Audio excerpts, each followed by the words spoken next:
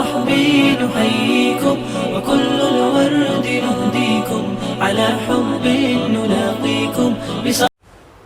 بسم الله الرحمن الرحيم نحمده ونصلي على رسوله الكريم أما بعد فعن أبي هريرة رضي الله تعالى عنه قال قال رسول الله صلى الله عليه وسلم كافل اليتيم له أو لغيره أنا وهو كهاتين في الجنة رواه مسلم. محترم ناظرین و سامعین، السلام علیکم ورحمۃ اللہ وبرکاتہ۔ درس حدیث کی یہ مجلس ہے۔ اس سے پہلے بیٹی کی اہمیت، بیٹی کی عظمت اور بیٹی کی حفاظت و تربیت سے متعلق حدیث پیش کی گئی تھی۔ آج کی حدیث کا تعلق یتیم کی کفالت اور یتیم کی تربیت سے ہے۔ یقیناً باپ کا وجود بڑی نعمت ہے۔ وہ لوگ اس کی اہمیت کو زیادہ جانتے ہیں جو آج والد کے سائے سے محروم ہیں۔ والد ہی کی عظمت کو ظاہر کرنے کے لیے اللہ کے نبی صلی اللہ علیہ وسلم نے ارشاد فرمایا، الوالد اوسط ابواب الجنہ، کہ والد جنت کا بیچ کا دروازہ ہے۔ والد کی بڑی اہمیت ہے۔ وہ بچے جو والد کی نعمت سے محروم ہو گئے، نابالغی کی حالت میں وہ بچے یتیم کہلاتے ہیں۔ بالغ ہونے کے بعد یتیمی کا حکم شرعاً باقی نہیں رہتا ہے، چونکہ حضرات فقہاء کرام نے بھی صراحت کی ہے، علماء کرام نے صراحت کی ہے، الیتم ما لم یحلم، کہ یتیمی اسی وقت تک ہے جب تک بالغ نہ ہوا ہو بچہ۔ تو وہ تمام بچے اور بچیاں جو بلوغ سے پہلے والد کی نعمت سے، والد کی سائے عاطفت سے محروم ہو جائے، ایسے بچے اور ایسی بچیاں یتیم کہلاتی ہیں۔ وہ ہمارے حسن سلوک کا زیادہ مستحق ہے۔ اللہ کے نبی صلی اللہ علیہ وسلم نے ارشاد فرمایا کہ مسلمانوں کے گھروں میں سب سے اچھا گھر وہ ہے جس گھر میں کوئی یتیم ہو اور اس کے ساتھ حسن سلوک کیا جاتا ہو اور اس کے ساتھ اچھا برتاؤ کیا جاتا ہو۔ اس حدیث پاک میں بھی اللہ کے نبی صلی اللہ علیہ وسلم نے بشارت دی ہے ان لوگوں کو جو یتیم کی کفالت کرے۔ وہ اللہ کے نبی صلی اللہ علیہ وسلم کے ساتھ جنت میں اس طرح ہوگا جس طریقے سے 2 انگلیاں قریب ہے۔ راوی نے وضاحت کی کہ اللہ کے نبی صلی اللہ علیہ وسلم نے اپنی شہادت کی انگلی کو اور اپنی بیچ کی انگلی کو ملا لیا تھا اللہ کے نبی صلی اللہ علیہ وسلم نے، اور فرمایا کہ جس طرح یہ 2 انگلیاں قریب ہیں، یتیم کی کفالت کرنے والا بھی جنت میں مجھ سے ان 2 انگلیوں کی طرح قریب ہوگا۔ ہمارا کام ہے، ہم اہل ایمان ہیں، ہم اہل اسلام ہیں، ہم غیروں کے ساتھ کس قدر حسن سلوک کرتے ہیں، اجنبیوں کے ساتھ کس طرح حسن سلوک کرتے ہیں۔ الحمدللہ یقیناً یہ ہمارا ایمانی اخلاقی تقاضا ہے۔ اس کے ساتھ ساتھ یہ بھی ہے کہ ہم یتیموں کے ساتھ بھی ہمیشہ اچھا برتاؤ رکھیں۔ یتیموں کے ساتھ برا برتاؤ کرنا ہرگز ایمان والوں کی عادت نہیں ہو سکتی، ایمان والوں کا شیوا نہیں ہو سکتا۔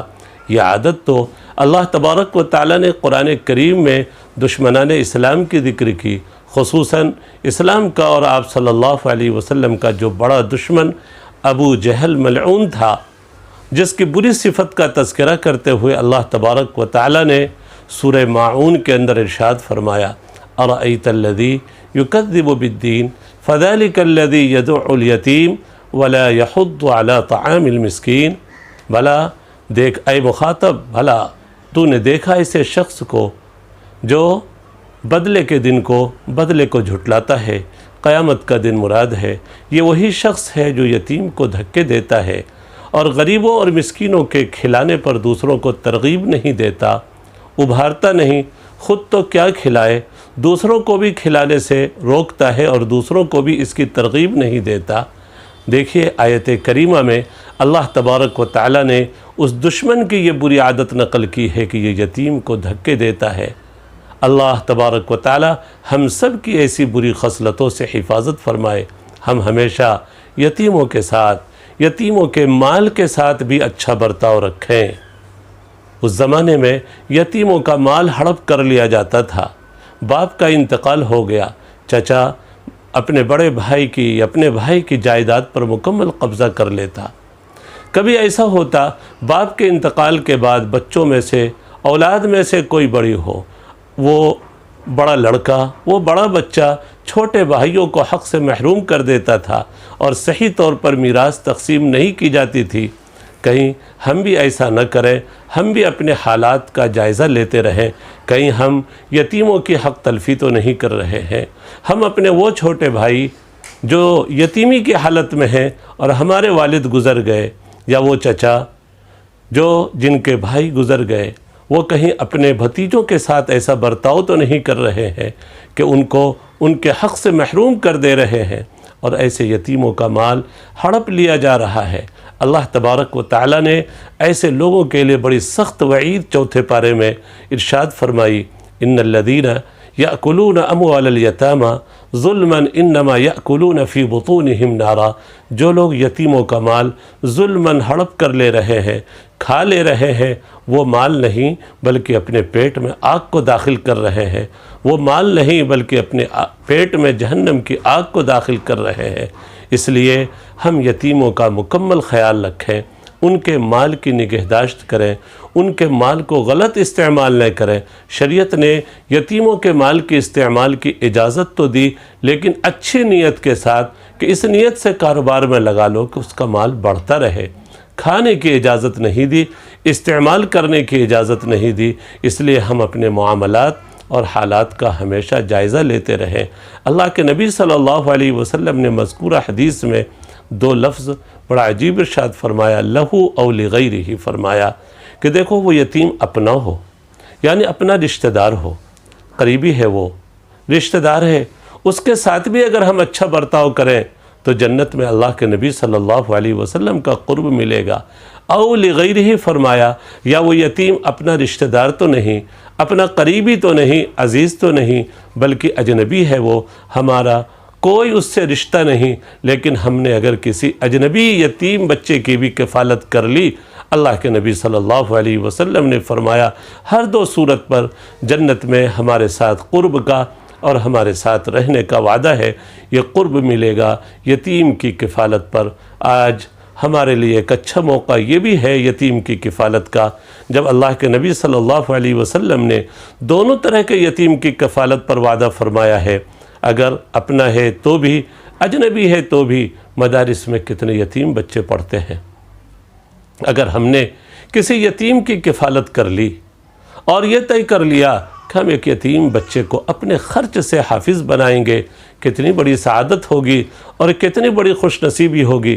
ایک بچے کا سالانہ خرچہ عموماً مدارس میں 11,000 روپے 10,000 روپے لگتے ہیں، اگر ہم نے سالانہ اس کا خرچ برداشت کر لیا، 3 سال میں عموماً بچے حافظ ہو جایا کرتے ہیں، یا زیادہ سے زیادہ 4 سال میں بچے حافظ ہو جاتے ہیں۔ ہم کو حفظ قرآن حافظ بنانے کی فضیلت بھی مل جائے گی اور ساتھ ساتھ یتیم کی کفالت میں بھی ہمارا حصہ ہو جائے گا۔ اسی طریقے سے اگر آپ کسی یتیم بچے کو عالم بنانا چاہتے ہیں تو ان کے 7 سال کا خرچ برداشت کر لیں 10-11 ہزار کے حساب سے، یہ ہمارے لیے بڑی سعادت کی بات ہوگی، خوش نصیبی کی بات ہوگی۔ اللہ تبارک و تعالی ایسے کار خیر میں، نیک کاموں میں ہم سب کو ہمیشہ حصہ لینے کی توفیق نصیب فرماوے، خصوصاً یتیموں کی نگہداشت اور کفالت کی اللہ تبارک و تعالی توفیق نصیب فرماوے۔ یتیموں کے سر پر ہم ہاتھ پھیرنے والے ہوں، ان کے ساتھ شفقت کا معاملہ کرنے والے ہوں، اس یتیم کو ایسا لگے کہ ہاں ہمارے بھی کچھ ایسے لوگ ہیں، آج باپ کے سائے سے ہم محروم ہیں، لیکن آج ہمارے سروں پر شفقت کا ہاتھ پھیرنے والے الحمدللہ اچھی تعداد میں ہیں۔ اللہ تعالیٰ توفیق عمل نصیب فرمائے۔ وما توفیقی الا باللہ۔ سامعین، اب ہم آپ سے رخصت ہوتے ہیں۔ السلام علیکم ورحمۃ اللہ وبرکاتہ۔ على الرحب نحييكم وكل